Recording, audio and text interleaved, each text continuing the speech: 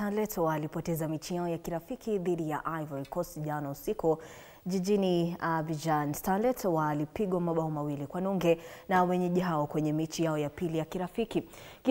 Kikosi hiki cha kocha Beldin Odemba kinajiandaa kwa mechi za kufuzu kwa dimba la bara Afrika la mwaka 2026. Kenya itachuana na Gambia katika raundi ya mwisho ya mechi za kufuzu mwezi Oktoba mwaka huu. Mara ya mwisho Harambee Starlets kushiriki mashindano haya ya bara Afrika ilikuwa ni mwaka 2016.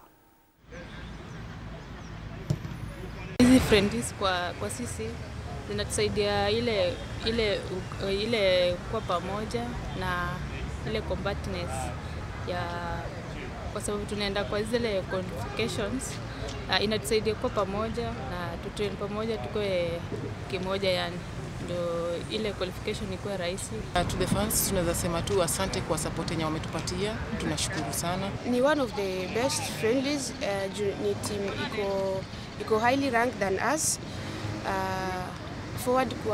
Look forward kwa hizo games zinakam na approach game yetu against Gambia kama Oktoba. Na klabu ya Arsenal